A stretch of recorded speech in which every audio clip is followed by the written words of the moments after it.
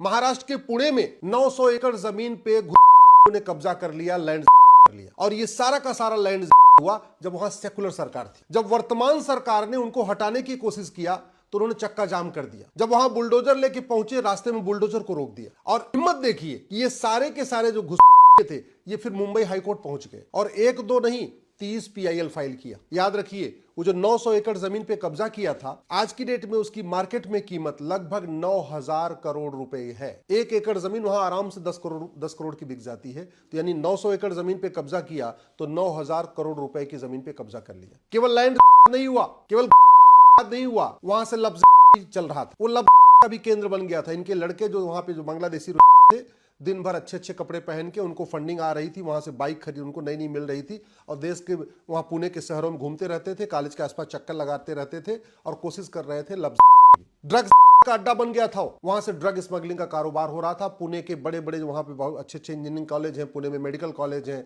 Law के college हैं, symbiosis जैसे प्राइवेट कॉलेज है, बहुत सारे वहां कॉलेज है। वहां पे ये बांग्लादेशी ड्रग स्मगलिंग का भी काम कर रहे थे। तो लैंड हुआ, घुसपैठ हुआ, लफ्ज चल रहा था, ड्रग चल रहा था। और इनके जो बड़े लोग थे ये पूरे शहर में घूम घूम के बाकी झुग्गियों में जा जाके उनको कन्वर्ट करने का भी काम कर रहे थे। तो धर्मांतरण भी कर रहे थे। ये जितने घुस थे हर साल एक बच्चा पैदा कर रहे थे, जनसंख्या कर रहे थे। बड़े प्लान्ड वे में उनको बसाया गया था पुणे की डेमोग्राफी बदलने के लिए। और आश्चर्य की बात यह है कि जब वर्तमान फडणवीस जी की सरकार ने उनको हटाने की कोशिश किया तो उन्होंने चक्का जाम कर दिया, पूरी अराजकता फैला दिया और 30 याचिकाएं फाइल हुई मुंबई हाई कोर्ट में। बड़े बड़े दिग्गज वकील उनके समर्थन में बहस करने पहुंच गए। आप सोचिए, बांग्लादेशी भारत में रहें, इनको बचाने के लिए 30 पीआईएल मुंबई हाई कोर्ट में होती है और बड़े दिग्गज वकील पहुंचते हैं। तो स्वाभाविक सी बात है, ये दिग्गज वकील फ्री में तो पहुंचेंगे नहीं, इनको कहीं फंडिंग भी आ रही होगी। और फंडिंग कहां से आती है? खाड़ी देशों से हवाला के जरिए आती है, पश्चिम देशों से एफसीआरए के जरिए आती है, और जो खुद अंदर भारत में ड्रग्स चल रहा है, जो ड्रग स्मगलिंग का कारोबार से जो पैसा आ रहा है, उससे भी इनको पूरा पैसा मिल रहा है। इनको पैसे कोई कमी तो है नहीं। मैं धन्यवाद दूंगा माननीय फडणवीस जी को कि उन्होंने प्रशासन को बोला कि हाई कोर्ट का आदेश का पालन करो।